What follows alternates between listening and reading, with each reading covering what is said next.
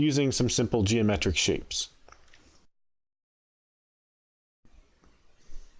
This demo uses two simple shape-related classes. At the top of the screen, you see we have a rectangle class, which defines a height and a width. And then we've derived square from rectangle because, of course, a square is a rectangle. And we are taking advantage of inheritance here to override these virtual properties and instead replace them with our own properties such that whenever we set the width, it will set both the width and the height. And likewise, if we are to set the height, the setter will set both the width and the height there as well.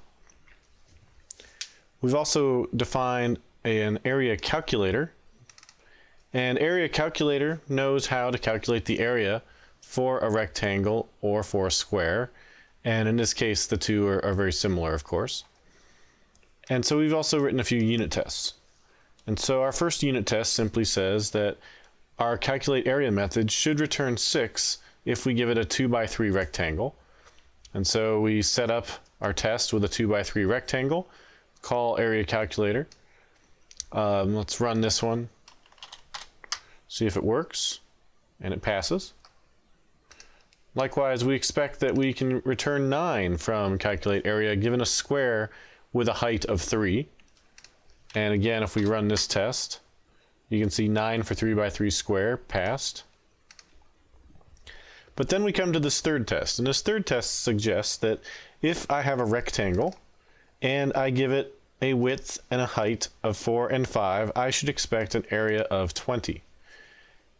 In this case, we happen to get this rectangle from an instance of square, but that shouldn't have any bearing on our use of a rectangle from that point forward. So the problem that we're going to see in a moment is that this square type that we're using is not in fact substitutable for a rectangle, where we would expect this invariant to hold true.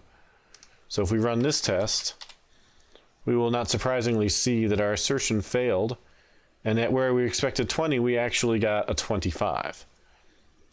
So the problem here is clearly that our square, although in geometry a square is a rectangle, it is violating the behavior of a rectangle, which simply states that when one sets the height and width of an actual rectangle, these should not have any effect on one another. It should be possible to set the height independent of the width and vice versa. Our implementation of this square class has broken that expectation of clients. It's a reasonable expectation for the behavior of a rectangle.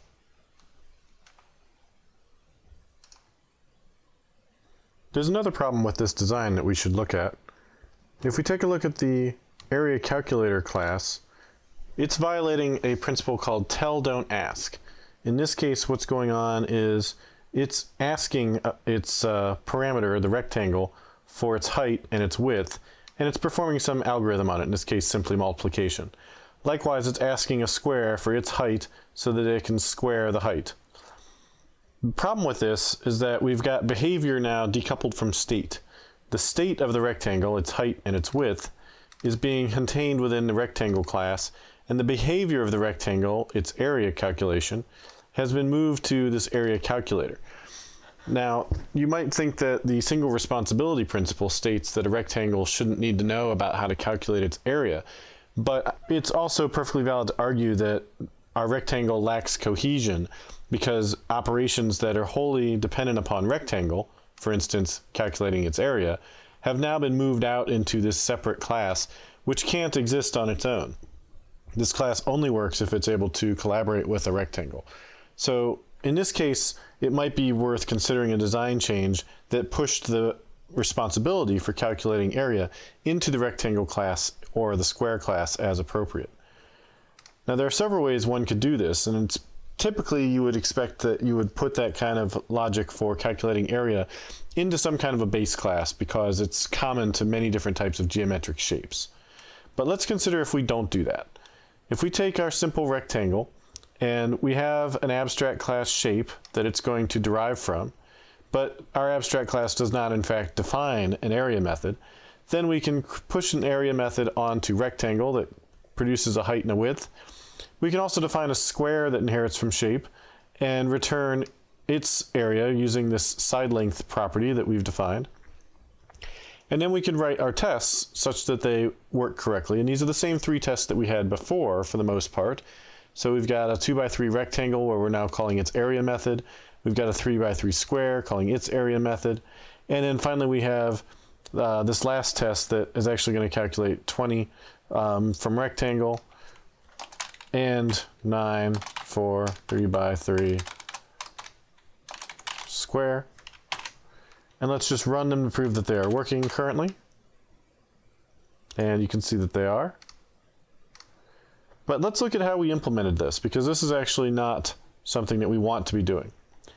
First of all, I created a list of shapes so that we could polymorphically enumerate over a set of shapes and then do something with each one in a way that didn't care about the particular type of shape that it was. Likewise, I created a list of areas just so I have something to check when I'm done with my assertions. So I'm going to check what the first area calculated was and expect it to be 20. And I'm going to check the second area and expect it to be 9. And that's because I've passed in a 4x5 rectangle as my first item and a square with a length of 3 as my second item. Now, in order to achieve this, I had to investigate what the type was of each one of the shapes in my list. So when I enumerate through my collection using this for each loop, I can then go in and say, well, if my shape is of type rectangle, then call rectangle's shape area method. And if it's of type square, then in that case call the square area method. And I'm having to do a direct cast here. So you see that this works, but it's not maintainable. The next time I add another shape, and I come down here and I say, okay, let's add a new public class triangle of shape, and we give it something like a public int base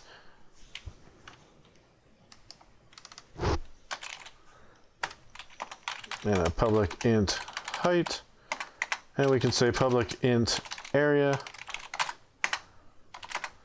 return 0.5 times base times height.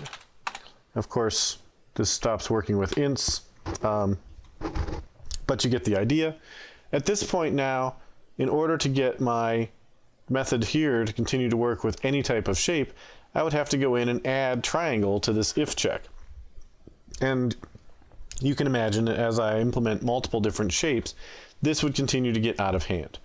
So this is causing an open-closed principle violation because my code here in this for each loop is no longer closed to modification. I'm going to have to open it up and edit this if statement block for every new type of shape that I define. And I'm going to have to do that in every location in my code that has to rely on this kind of behavior. So it's going to end up causing maintenance issues in the future.